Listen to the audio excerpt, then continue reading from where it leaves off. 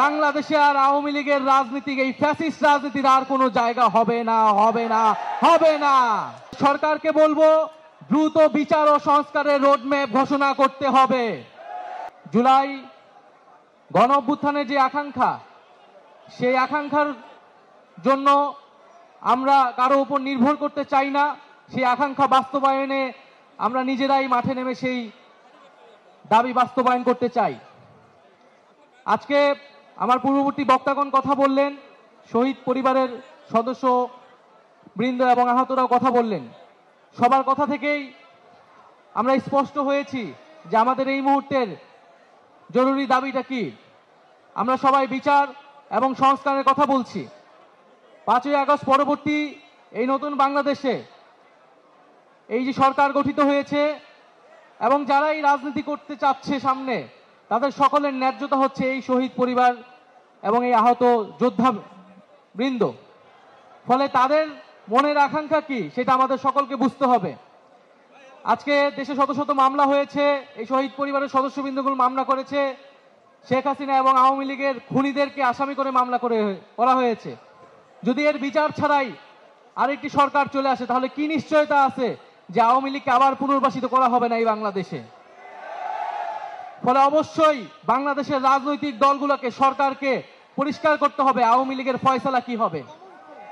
আমরা মনে করি 5ই আগস্ট বাংলাদেশের জনগণ আওয়ামী লীগের বিরুদ্ধে রায় দিয়ে দিয়েছে।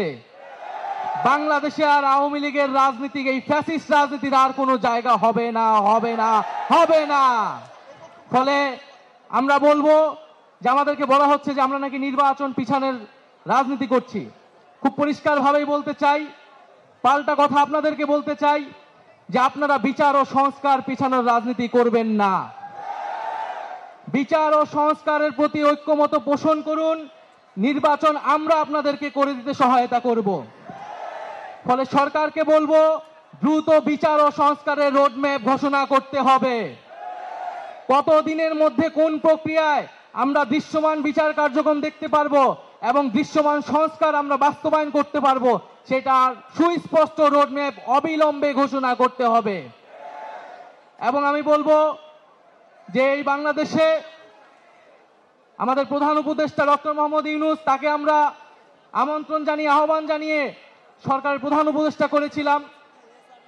অন্যান্য উপদেষ্টাবৃন্দ রয়েছেন, সেনা প্রধান রয়েছেন, তারা প্রত্যেকেই কিন্তু কমিটমেন্ট দিয়েছিলেন যে মানুষের জানমালের নিরাপত্তা এবং বিচারের দায়িত্ব তারা নিচ্ছেন। ফলে এই কমিটমেন্ট থেকে কিন্তু তারা দূরে সরে যেতে পারবেন না। জনগণের সামনে কিন্তু তাদেরকে দাঁড়াতে হবে।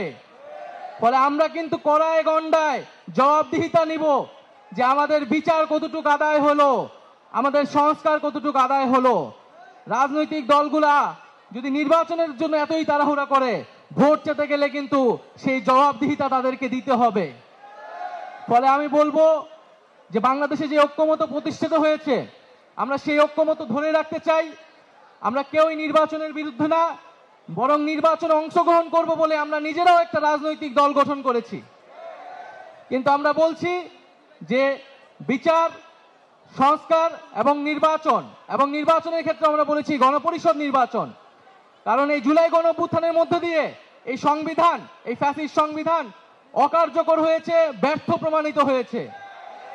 ফলে জুলাই গণ অভ্যুত্থানকে একটি সাংবিধানিক স্বীকৃতি দিয়ে একটি নতুন একটি সংবিধান এই জাতিকে আমরা উপহার দিয়ে যাব ইনশাআল্লাহ।